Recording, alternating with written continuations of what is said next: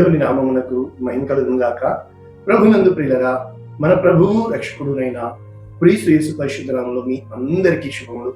14వ తేదీ జూలై మాసము 2026 సంవత్సరం ఇంకొక వాగ్దానంతో దేవుని సన్నిధికి మనం చేరి ఉన్నాము. దేవుని వాక్యమును విపులముగా, దేవుని వాక్యమును క్షుణ్ణముగా నేర్చుకోవడానికి ప్రయత్నం చేస్తున్నాము. ఈరోజు చేర్చుకునుట, చాలా విషయాల్లో మనము చేర్చబడాలి అని ఇష్టపడతాము, కోర్చబడాలి అని ఇష్టపడతాము. చేర్చుకొనుట అంటే ఒక్క మాటలో చెప్పాలి అంటే యేసుక్రీస్తు ప్రభుల వారు 2 విషయాల్లో మాట్లాడారు. మొదటి సందర్భము, ఆయన పుట్టక ముందు కన్య అయిన మరియని యోసేపు విడిచిపెట్టబడి వలన, అంటే నీతిమంతుడై ఉండుట కనుక ఆమెని ఎంత మాత్రమూ అవమానించకుండా, అయితే దేవుడు యోసేపునకు ప్రత్యక్షమై ఆమెని చేర్చుకో అని చెప్పబడింది మరియ విషయంలో. వెంటనే యోసేపు విధేయుడై మరియను చేర్చుకున్నట్లు మనం చూస్తున్నాం. ఇక 2వ సందర్భము, యేసుక్రీస్తు ప్రభుల వారు శిలువలో వేలాడుతూ కింద ఉన్న తన శిష్యుడైన యోహాను తల్లి అయిన మరియను చూచి, అమ్మా ఇదిగో నీ కుమారుడు, కుమారుడా నీ తల్లిని చేర్చుకో.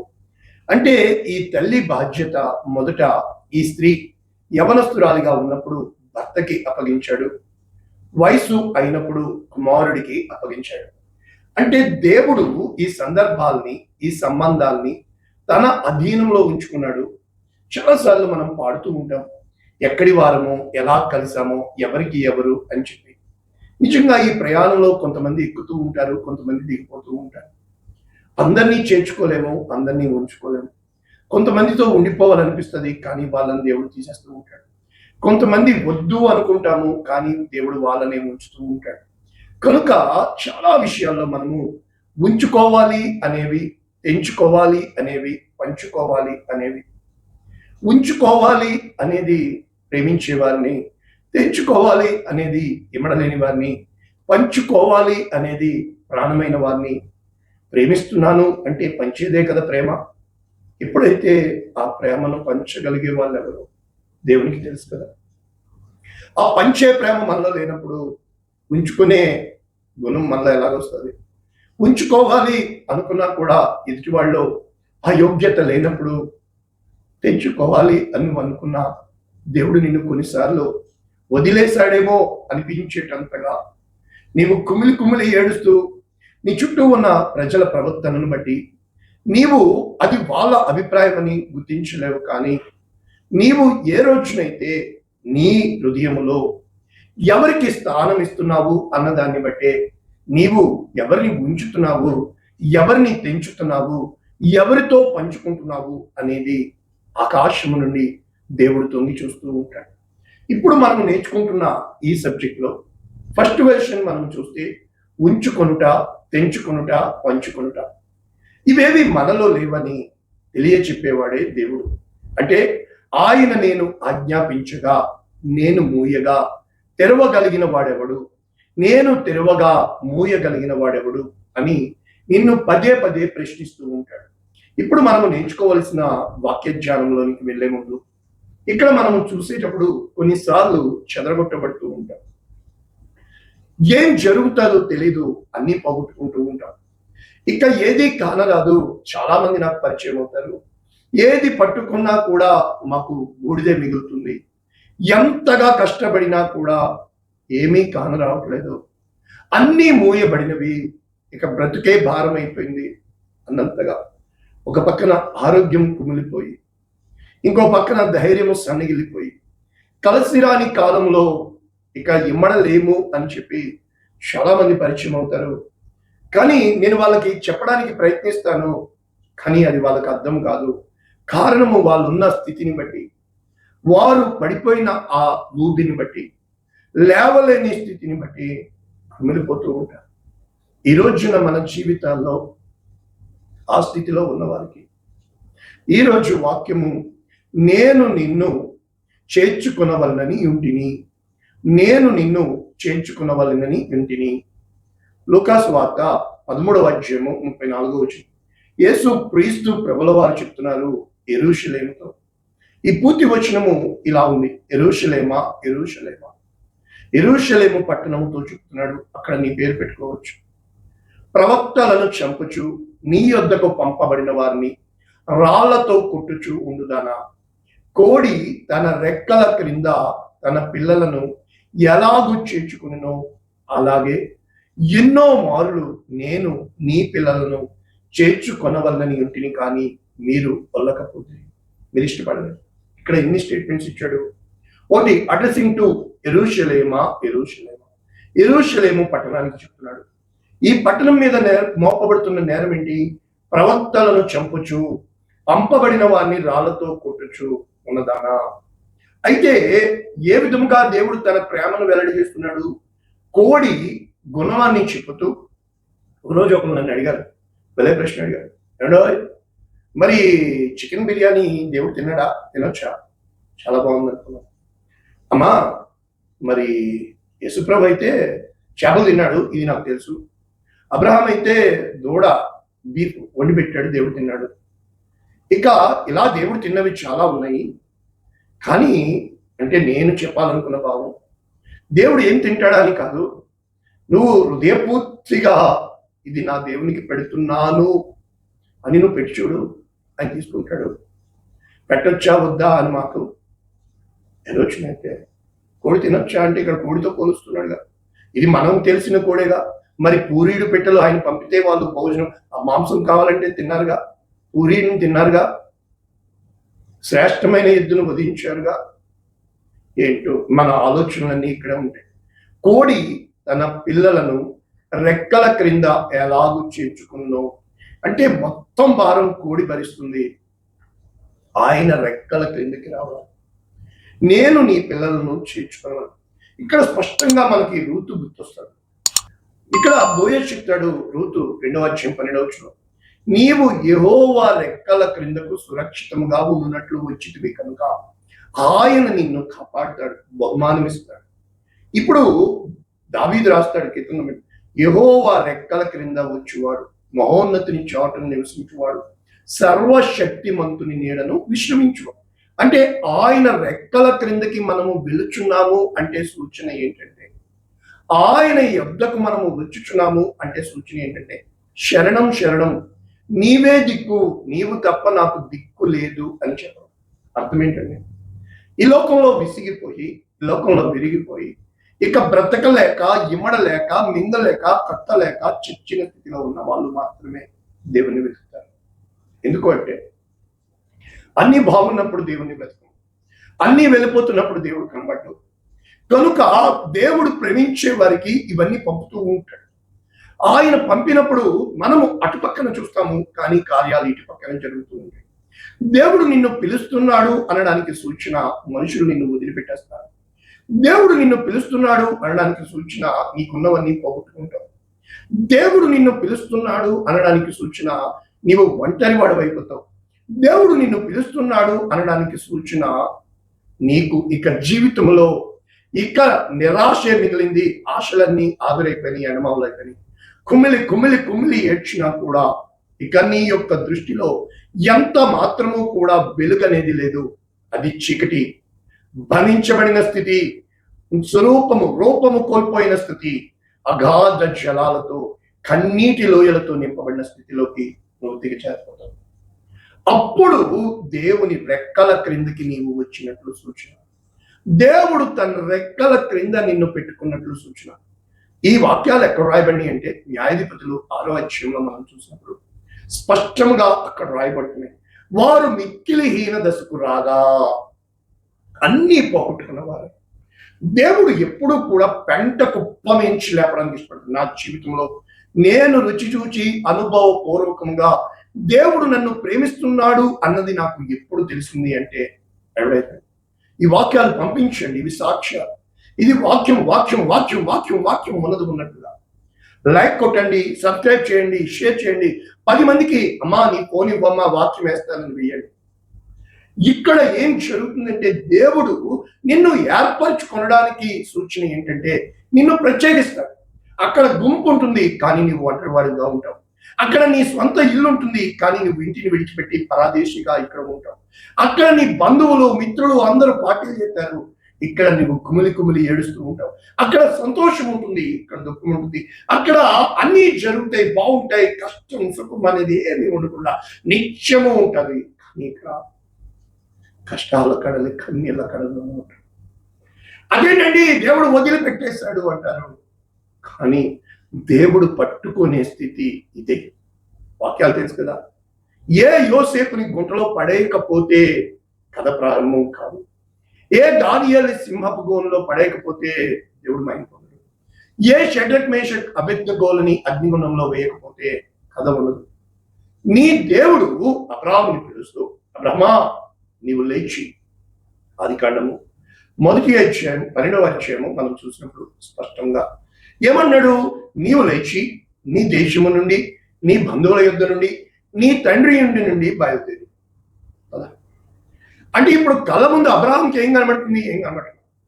ఎక్కడికి వెళ్ళాలి తెలీదు, ఏం చేయాలో తెలీదు, ఎలా వెళ్ళాలో తెలీదు, ఏం తినాలో తెలీదు. కానీ దేవుడు చేర్చుకుంటున్నాడు, దేవుడు పిలుస్తున్నాడు, అబ్రాహాముని పిలుస్తున్నాడు అబ్రహాముగా మార్చడం. కానీ కొన్నాళ్ళు పోయాక లోతు దీవించబడ్డాడు, అబ్రాహాము దీవించబడ్డాడు. లోతుకి గొర్రెలు గొడ్లు దాసులు దాసీలు వచ్చారు, ఇద్దరు కలిసి నివసించలేకపోయారు, వారిద్దరి మధ్యలో గొడవ వచ్చింది. అప్పుడు అబ్రాహాం చెప్తాడు, మనము బంధువులము కనుక గొడవ పడకూడదు, నీవు కుడి పక్కకు వెళ్తే నేను ఎడం పక్కకి, నీవు ముందుకు వెళ్తే నేను వెనక్కి. ఫస్ట్ చాయిస్ లోతుకి ఇచ్చాడు. లోతు తన కన్నులెత్తి యోర్దాను ప్రాంతం అంతటిని, సొదొమ గొమొర్రా అను పట్టణము నాశనము చేయకున్నకు ఐగుప్తు దేశము వలె నీళ్లు పారు యెహోవా తోట వలె కనుక సమృద్ధి అనుకున్న చోటుకి వెళ్ళిపోయాడు. లోతు కదా మనందరికీ తెలుసు, ఒంటరివాడైపోయాడు, విడవబడ్డాడు. అక్రమ సంతానము దేశంలోనికి వచ్చింది, అమ్మోనీయులు మోయాబీలు. ఆ మోయాబీయురాలు తిరిగి తన దేశమును విడిచిపెట్టి రూతుని దేవుడు చేర్చుకున్నాడు. ఈరోజు దేవుడు నిన్ను చేర్చుకోవాలి అంటే శాప భరితమైన దాని నుంచి రా, యోగ్యమైనవి ఏంటో తెలుసుకో, నేర్చుకున్నాం. కనుక యెరూషలేమా యెరూషలేమా. ఇక్కడ లూకాసు వార్త 19వ అధ్యాయము చాలా మంచి వాక్యాలు ఉన్నాయి. మనము లూకాసు వార్త 19వ అధ్యాయము 41వ వచనం. ఆయన ఆ పట్టణమునకు సమీపించినప్పుడు దాన్ని చూచి దాని విషయమే ఏడ్చి, యెరూషలేము విషయం ఏడ్చి ఏమన్నాడు? ఈవు ఈ దినమందైనా సమాధానమైన సమ్మతి తెలుసుకుంటే నీకు ఎంత నీకు మరుగు చేయబడి ఉన్నవి. కానీ ఇక్కడ ఉంటుంది, ప్రభువు నిన్ను దర్శించిన కాలము నీవు ఎరుగకుంటివి. ఎంత మందిని దేవుడు దర్శిస్తున్నాడు తెలుసా? కానీ ఆ దర్శనం ఎలా ఉంటుంది? నీవు అనుకున్నట్లుగా ఉండదు. ఆ రోజుల్లో చెప్పాం కదా, దావీదుని దేవుడు రాజుగా పిలిచాడు, యుద్ధం వస్తుంది. యోసేపుని దేవుడు కలలిచ్చి అన్నదమ్ములు ముక్కేటట్లు చేశాడు, కానీ అన్నదమ్ములు విసిరివేశారు. ఎప్పుడూ కూడా దేవుడు చెప్పిన దానికి వ్యతిరేకముగా నీ జీవితాల్లో జరగడమే దేవుని పిలుపు, దేవుని ఏర్పాటు, దేవుని ప్రత్యక్షత. ఇవి గమనించలేక మనుషులు విరిగిపోతూ ఉంటారు. ఇప్పుడు లూకాసు వార్త 13వ అధ్యాయంలో రాయబడింది, మత్తయి వార్త 23:37. యెరూషలేమా యెరూషలేమా, ఎందాక నీవు నన్ను చేర్చుకొనవు, ఇదిగో మీ ఇల్లు విడవబడుతుంది, ప్రభువు పేరట వచ్చువాడు అనే వరకు మీరు, అంటే ప్రభువుని గుర్తించే వరకు వారు విడిచిపెట్టబడతారు. అందుకే విలాప వాక్యములు అంతా కూడా జనపరితమైన పట్టణము ఎట్లు ఏకాకి అయిపోయాను, దుఃఖాక్రాంతమైపోయాను, విధవరాలి వంటిది అయిపోయాను, అన్యజనుల్లో ఘనతకెక్కినది ఎలాగ దాసి అయిపోయాను. అంటే దేవుడు ఏర్పరచుకున్నప్పుడు నీ జీవితంలో జరిగే సంగతులు ఏంటంటే, ఏకాకి అయిపోతావు, దుఃఖంతో నింపబడతావు, విధవరాలి అయిపోతావు, దాసి అయిపోతావు, బానిసు అయిపోతావు. కనుక ఇవి మనము అంగీకరించలేము. కారణం ఏంటంటే మన ఫాలెన్ నేచర్. ఇక్కడ దినవృత్తాంతములు 2వ గ్రంథము 24:20 ఏమంటున్నాడు? దేవుని ఆత్మ యెహోయాదా కుమారుడైన జకర్యా మీదకి రాక మీరు వర్ధిల్లరు. కారణం ఏంటంటే యెహోవాను విసర్జించారు కనుక ఆయన మిమ్మల్ని విసర్జించాడు. అంటే మనము ఎక్కడ దేవుణ్ణి విడిచిపెడుతున్నామో, ఎక్కడ ఆయన దర్శనాన్ని గుర్తించలేకపోతున్నామో, చాలా విషయాల్లో మనకి మరుగుగా. ఎందుకంటే ఆయన దేవుడు, ఆయన్ని వెతకాల, ఆయన్ని అడగాల, ఆయన్ని తట్టాల. కనుక దేవుని మార్గాలు ఎప్పుడు కూడా అది బహు జాగ్రత్తగా చూడాలి. ఇక్కడ దినవృత్తాంతంలో 1వ గ్రంథము 28:9 దావీదు చెప్తాడు సొలొమోనుతో, సొలొమోనా నా కుమారుడా, నీ తండ్రి యొక్క దేవుడైన యెహోవా అందరి హృదయాలు పరిశోధించువాడు, ఆలోచనలు సంకల్పములు ఎరిగినవాడు. కనుక నీవు ఆయనను తెలుసుకుని హృదయపూర్వకంగా మనపూర్వకంగా సేవించాలి. ఆయనను వెతికిన ఎడలా ఆయన్ని ప్రత్యక్షం నీవు తోసివేసిన, అంటే మనము మన కళ్ళతో చూస్తూ ఉంటాం, మనకి తెలిసిన జ్ఞానంతో లక్ష్య పెడుతూ ఉంటాం. నీకు తెలిసిన విధంగా దేవుడు రాడు. నీవు అనుకున్న విధం, నీకు వాక్యం తెలుసు కానీ సాక్ష్యం కావాలి దేవునికి. నీకు వాక్యం తెలుసు కానీ దేవుని హృదయం నువ్వు గ్రహించాలి. అందుకే మోషేని పిలిచిన పిలుపు చూడగా, యాకోబును మార్చిన విధము చూడగా అన్ని ఒక న్యూ క్రియేషన్, నూతన సృష్టి. కనుక నీవు అనుకున్నట్లుగా పాత పద్ధతులు దేవుడు పాటించడు. ఏమని చెప్తున్నాడు?